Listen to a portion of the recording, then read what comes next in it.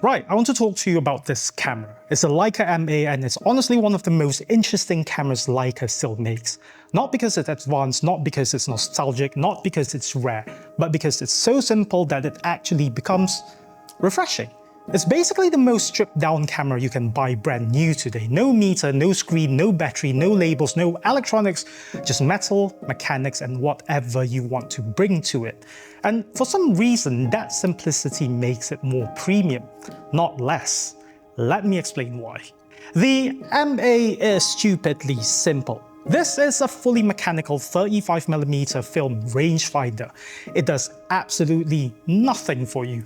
You set your shutter, you set your aperture, you focus, you hope your exposure is right, and then you take the shot.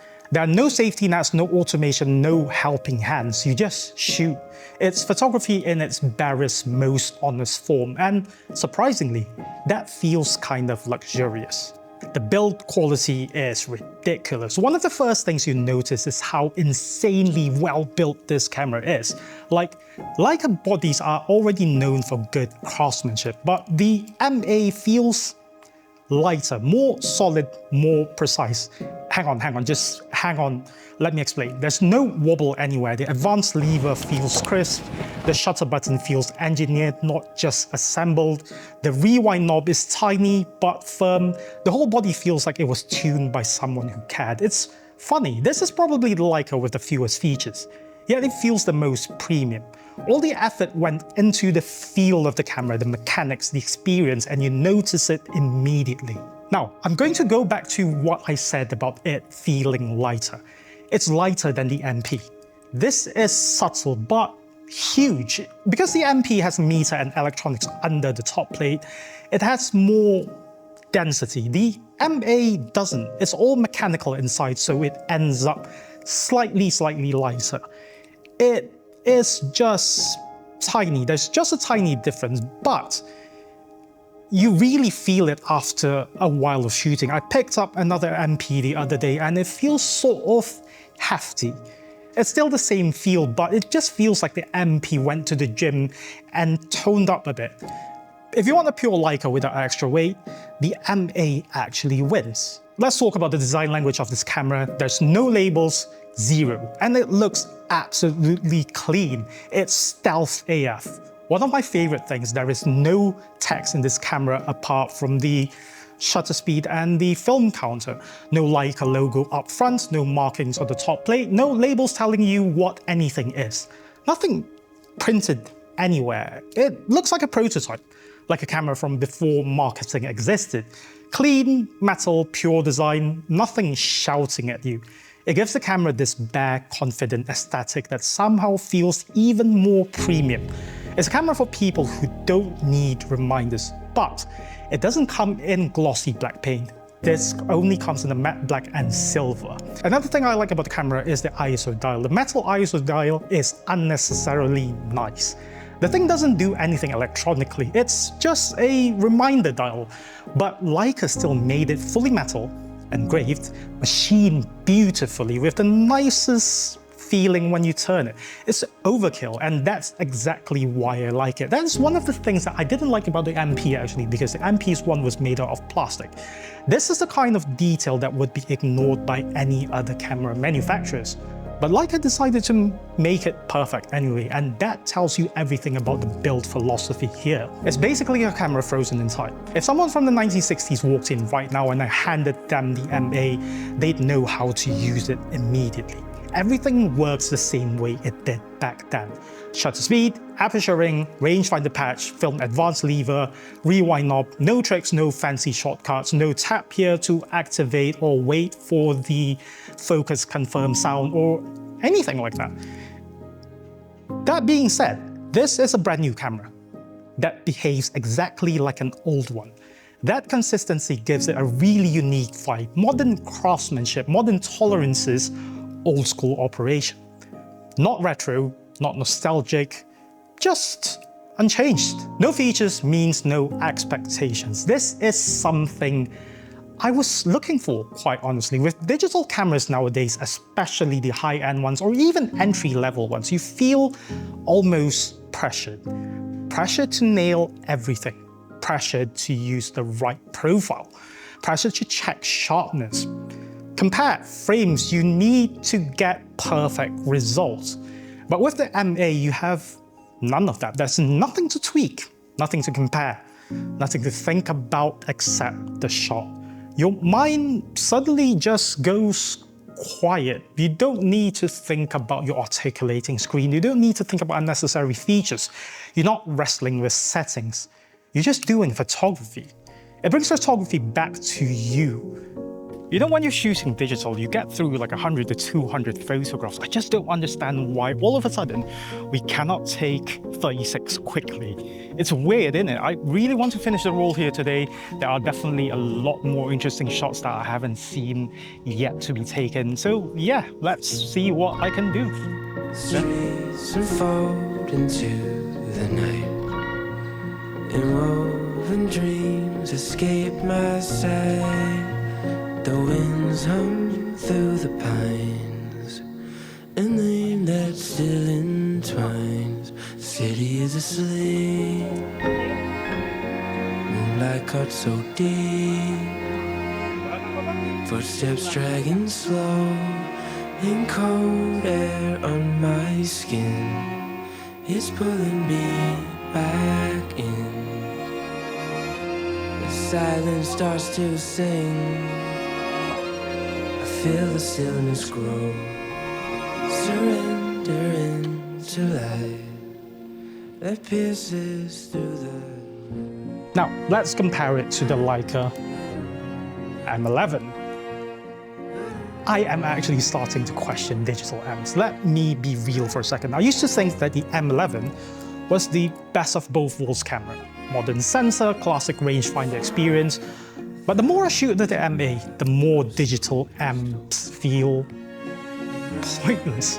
Not bad, not useless, just confused. If I want digital ease, I'll go into something like my X-M5 or an SL3 or what have you. Or even those Sonys with autofocus, stabilization, burst modes, and the works. If I want the rangefinder experience, I'd rather go fully mechanical. The M11 sits in this weird middle lane where it's still manual, it's still slow, also has menus, screens, batteries, firmware, and none of the digital advantage of modern AF cameras, and none of the purity of film. So it becomes this halfway camera that doesn't fully commit to being digital or fully commit to being classic. Meanwhile, the M-A knows exactly what it is, a pure photography tool. So when you're shooting with Leica M-A, coming from digital, coming from camera with electronics inside, with a meter inside, is that there is no half press. I've made so many mistakes, I've made so many frames that I've accidentally tried to half press it, and it just triggers the shutter, which annoys the hell out of me, so you need to take note of that. The other thing is that the challenges of not having a meter. Yes, you know, I asked for it, I bought the camera, but you know, it brings you a different kind of feeling when you're shooting, different kind of fear, and fear is good because you end up carrying. Yes, I have an app on my phone which helps me with exposure, but I try to judge using the Sunny 16 rule. I will make a separate video explaining the Sunny 16 rule, but yeah, it certainly has been a challenge. The things I don't like about the camera are the same things that I like about the camera, actually. Its limitations. So yeah, I really meant it when I said that this is the purest camera that Leica still makes today.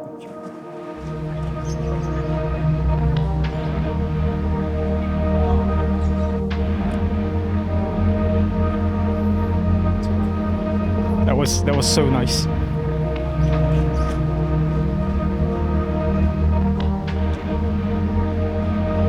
And when the camera fully commits like that, it makes everything else feel a bit halfway.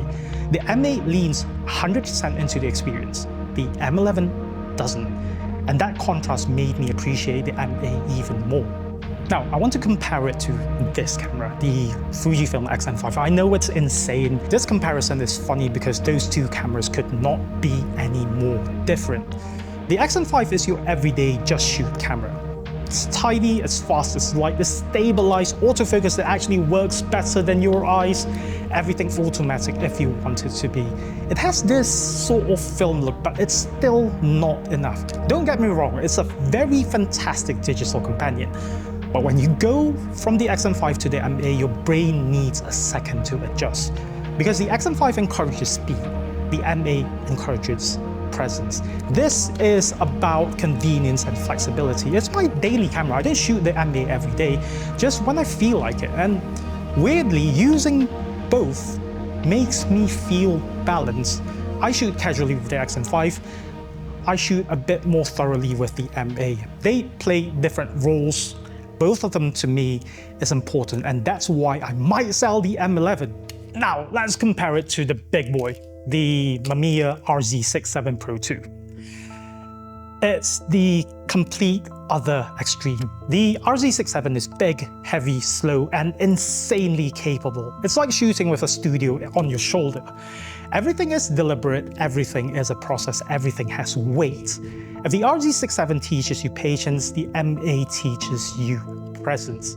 The RZ gives you perfection in a massive frame, 6.7. The M-A gives you honesty in a 35mm frame. There's less pressure shooting the M-A, to be honest.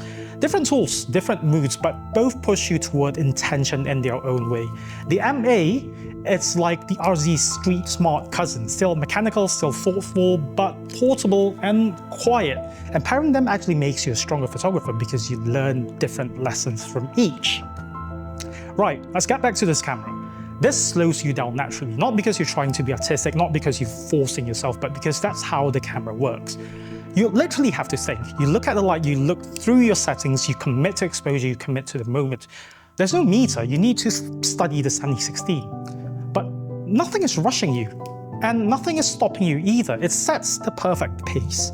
Calm, thoughtful, but still responsive. You're not slowed down for the sake of it, you're just more aware until your subject runs away from you. Yeah, you will learn to get faster. Anyways, is this camera perfect? It isn't. The shutter isn't clinically perfect. The advanced lever has personality sometimes. The rewind knob makes you question your choices sometimes, and that's what makes this camera alive. Everything requires your hand. Everything requires your involvement. Nothing is done for you. Everything is feedback. It's interactive in a way digital cameras aren't. It feels like a tool, not a gadget. And that's a huge difference. The most important bit about this camera is that it will never get old. Because it really can't. There's no processor to age, no sensor to fall behind, no firmware to update, no tech to become obsolete. This camera is done, final, complete, until you break the shutter and you have to replace it. But that's it. Occasional CLAs. And you're done. There will never be an M-A Mark II unless I'm wrong, not an M-A Pro, maybe an M-A titanium version. There is a titanium version, but there will never be an M-A 8K. When you buy this camera, you're basically buying the last version of something. And that's quite peaceful, actually. There's no pressure of having the latest one. Imagine just buying the A7 IV and the A7 V coming out next week. You'll get how I feel. If there's one thing this camera gives you, it's clarity. Clarity of intention, clarity of exposure, clarity of timing, clarity of thought. It's a camera that forces you to engage with your brain again. You actually think when you shoot with this camera because nothing in it is automatic. You become more automatic as time goes on. You learn the light, you learn timing, you learn to trust your instincts. You become a more thoughtful photographer even without trying. And then there's a 36 frame mindset. This part changed how I shoot.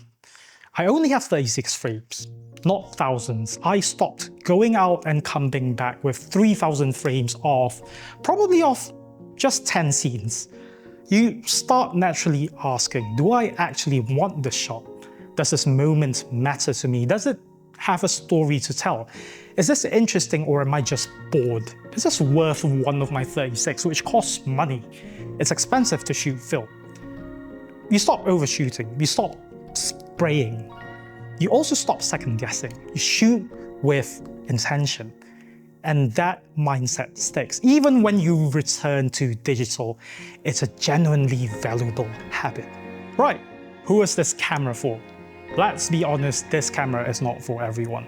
If you want convenience, speed, autofocus, high ISO, instant feedback, burst modes, even autofocus on some film cameras exists actually. This isn't your camera. Steer away from this. A Leica doesn't make you a better photographer. It doesn't help you take better pictures. But if you want a camera that slows you down in a healthy way, makes you think, makes you more aware, feels like an actual tool and not a gadget, has insane build quality, you don't like the glossy black paint of the MP, you don't like the labels, you want the metal ISO dial that doesn't exist on the MP, then the M-A might be perfect. Now, I've mentioned it in the title. Is the purest Leica still being made? Not because it's the most expensive, not because it's the prettiest, not because it's the most iconic. It's the purest because it gives you nothing. And that means everything you make with it comes from you. Your decisions, your timing, your vision, your mistakes, your corrections, your instincts. It doesn't get involved. It doesn't interfere. It doesn't guide or correct or compensate. It just stays out of the way until you need it. And sometimes that's exactly what a camera should do. Right, final thoughts. If I had to summarize the M-A in one line, it should be this. It's a camera that lets you take photos without anything getting in the way. No labels, no electronics, no distraction, just light, mechanics, and your eye. I sound like a broken record. I'm repeating the same thing. I need duration in this video. I need to get paid by AdSense. Sorry, forgive me, live with it. It's simple, honest, calming, and incredibly well made. It's not here to impress you with features, it's here to remind you what photography feels like when you actually slow down and pay attention again. And honestly, that alone makes it special. It's not cheap though. Don't go in the comments and tell me that there are other cheaper cameras. Yes, I know, I am very, very well aware. You can buy a Canon AE1 for $100, congratulations, be on your way, it's just not the camera for you. Right, see you in the next one. That's it, I have no more film.